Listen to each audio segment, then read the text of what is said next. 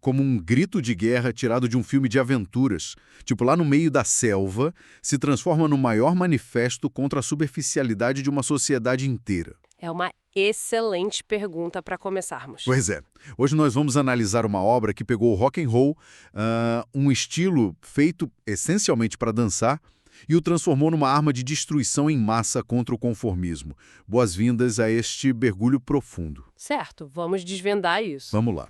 A nossa missão na exploração de hoje é dissecar um marco monumental lançado lá em 1973, o álbum Kriha Bendolo, do Raul Seixas.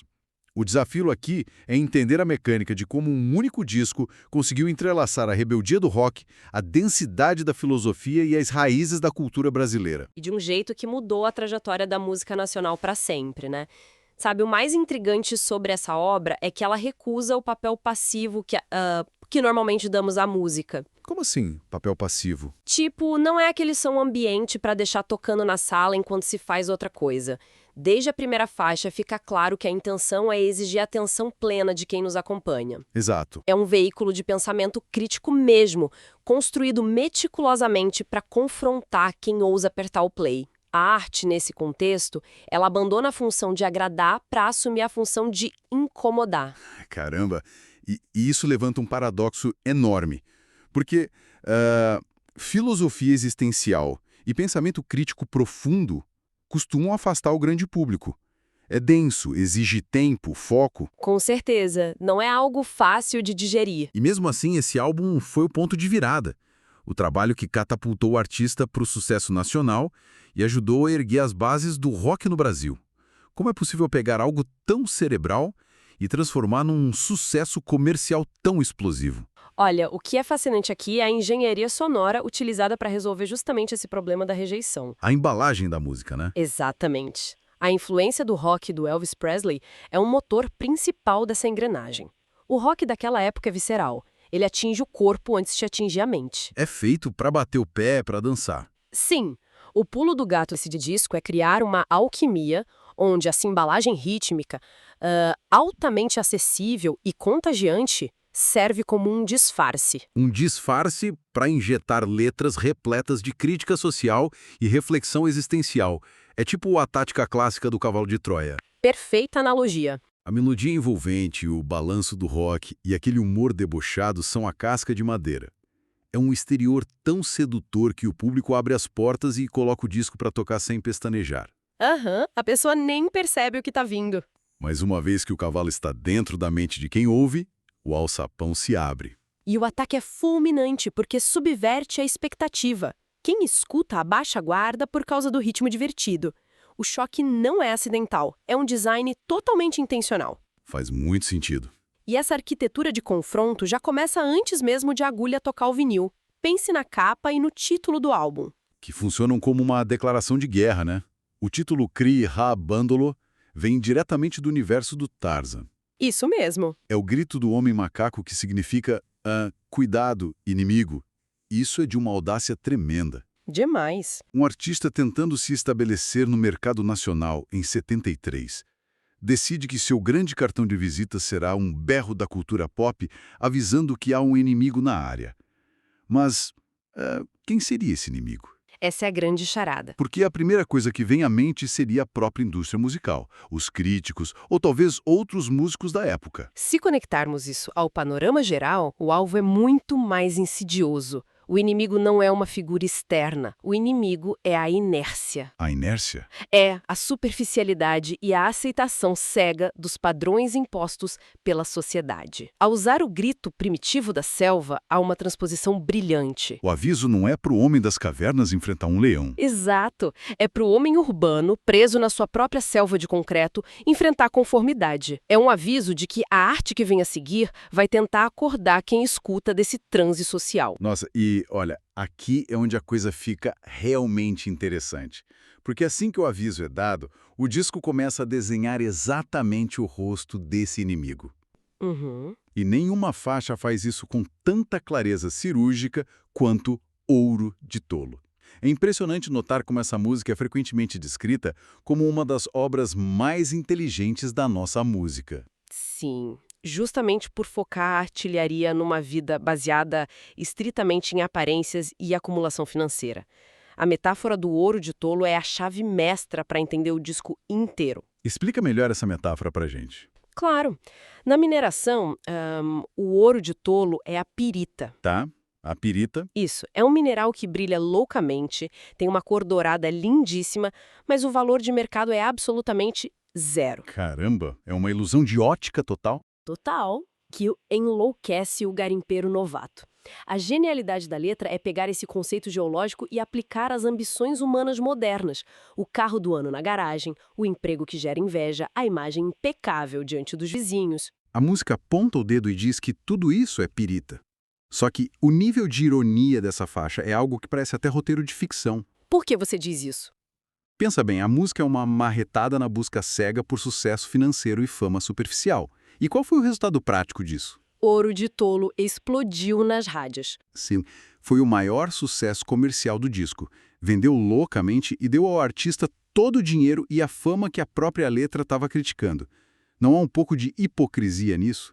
Ou será que o público simplesmente não entendeu a mensagem e comprou a música só pelo ritmo? Aponta para a hipocrisia, e sim para a força incontestável daquele cavalo de Troia que a gente mencionou lá atrás.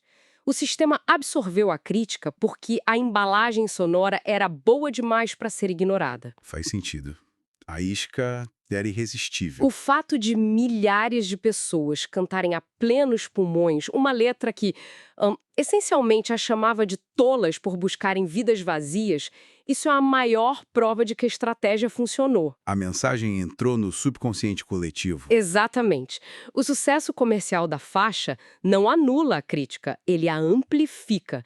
Cria um espelho onde a própria sociedade se vê refletida, muitas vezes sem perceber de imediato. Isso mostra um domínio absoluto das regras do jogo. Ele entrou no castelo do pop para explodir as paredes por dentro. E se Ouro de Tolo é a faixa que faz a reflexão intelectual, existe uma outra peça nesse quebra-cabeça que usa uma tática de guerrilha muito diferente. Com certeza, o disco tem várias camadas. Quando olhamos para a mosca na sopa, a abordagem muda completamente. Sai a reflexão densa e entra a provocação nua, crua e totalmente irreverente. O que revela que a intenção não era apenas fazer observações filosóficas de longe, tipo numa torre de marfim inalcançável. Havia um desejo ativo de intervir e perturbar a ordem do status quo. Então, o que isso tudo significa na prática? Imagine um banquete da alta sociedade. Mesas de mogno, lustres de cristal, convidados obcecados por aquele ouro de tolo discutindo suas vidas perfeitas. Certo, um cenário bem clássico. O artista não tenta entrar nessa festa para fazer um discurso sociológico chato sobre a futilidade do evento. Ele prefere ser, literalmente, a mosca que cai dentro do prato principal. É uma imagem fantástica, né? Demais. O objetivo não é convencer pelo argumento, mas arruinar a superficialidade, sendo um corpo estranho, irritante e, ao mesmo tempo, impossível de ignorar. Mas me tira uma dúvida. Uma música de tom quase cômico, cheia de zumbidos, não acaba enfraquecendo a postura filosófica do álbum? Não corre o risco de virar apenas uma piada? Essa é uma dúvida super comum. Mas aí entra o grande truque da psicologia da irreverência. O humor nunca enfraquece a filosofia quando usado estrategicamente. Na verdade, ele a potencializa. Sério? Como assim? Pensem como a mente humana funciona diante do confronto. Se alguém grita na rua dizendo que a vida de quem está passando é uma mentira, o instinto imediato da pessoa é levantar escudos. Claro, o ego se fecha na hora. A raiva responde à raiva e a mensagem se perde completamente. Ninguém ouve mais nada. A pessoa cruza os braços e pensa, quem é essa pessoa para falar da minha vida? E a comunicação acaba ali. Exato. Mas o humor, operando como provocação, contorna essas defesas. A mosca na sopa é cômica pela sua própria insistência. Ela irrita, mas desarma. Quem escuta a música ri do absurdo da situação. E quando a risada acontece, a barreira do ego cai. É nesse milissegundo de vulnerabilidade que a crítica penetra de verdade. Uma piada afiada sobre o ridículo da sociedade gruda na memória com muito mais tenacidade do que um manifesto enfurecido. O zumbido da música garante que a mensagem fique ecoando na cabeça muito tempo depois que a música acaba. É brilhante. A pessoa se pega rindo e, 2 segundos depois, pensa, peraí, eu sou o prato de sopa? Pois é. É uma epifania disfarçada de piada. Todas essas peças de repente se encaixam perfeitamente para formar o impacto do disco. Temos o grito de alerta absurdo do Tarza, o ataque furtivo em forma de reflexão de ouro de tolo e a guerrilha pelo humor em mosca na sopa. O resultado dessa soma é o que transformou essa obra num pilar inabalável. Sem dúvida. Estamos falando de um álbum que não apenas provou que o rock nacional podia ser popular, mas também incrivelmente inteligente e nativo, sem dever nada em atitude para o que era feito lá fora nos anos 70. Isso levanta uma questão importante, sabe? Uma questão que merece nossa total atenção. Estamos dissecando um disco lançado em 73. É mais de meio século de distância. É muito tempo. Esteticamente e sonoramente é um produto daquela década. Por que, então, ao olhar para essa obra hoje, ela não soa como uma peça de museu empoeirada? Excelente ponto. Por que continua sendo estudada, debatida e considerada um manual vital para a música e para a cultura brasileira contemporânea? Eu arriscaria dizer que é porque a estupidez humana e as armadilhas do ego não mudaram nada de lá para cá. Aham. As roupas mudam, as tecnologias mudam, mas as fraquezas continuam rigorosamente as mesmas. É exatamente por essa permanência da condição humana. A genialidade atemporal de Krieg Ha, Bandolo, mora no fato de que os alvos que o disco ataca são inerentes à nossa natureza, independentemente da época. Sim, a urgência do pensamento crítico nunca caduca. A necessidade de liberdade artística, de não se dobrar ao formato comercial fácil, é uma batalha travada a cada geração. Enquanto houver a tendência de julgar as pessoas pelo que elas têm e não pelo que elas são, o alerta contra o brilho falso continuará sendo uma ferramenta necessária. São de um gênero musical massivo, como o rock nacional, e um tratado duradouro de crítica social. É um feito e tanto. O artista conseguiu cavar um espaço inédito, mostrando que a prateleira da música pop também poderia acomodar a filosofia sem perder o balanço. E o maior legado desse momento específico foi provar que subestimar quem escuta é um erro terrível. A indústria frequentemente assume que o público só quer distrações leves, mastigadas, fáceis. Aquele entretenimento vazio. Mas esse disco provou que existe uma fome enorme por inteligência, desde que ela seja comunicada na frequência certa. Se a provocação for embalada com ritmo, irreverência e autenticidade, o público não só escuta, como abraça a mensagem inteira. O que nos traz ao fechamento desta nossa exploração de hoje. Repassar toda essa ingenuosidade realmente muda a forma como a gente aperta o play, né? Muda bastante a perspectiva. Fica muito claro que esse álbum não foi um acidente de percurso. Foi um plano muito bem executado. Misturou a energia incontrolável, inspirada por figuras como Elvis, vestiu a fantasia de uma mosca incômoda e zumbidora e serviu uma aula de existencialismo sobre as nossas falsas ambições. E mais importante, fez isso alertando logo na capa que a arte precisa ser indigesta para ter valor real. Exato. E vale destacar que as lições tiradas da audácia desse álbum têm uma utilidade diária formidável para quem está ouvindo a gente agora. Vivemos a era do excesso, né? Nem me fale, é informação o dia todo. A enxurrada de dados e a curadoria meticulosa de vidas falsas em telas brilhantes nos bombardeiam o tempo todo.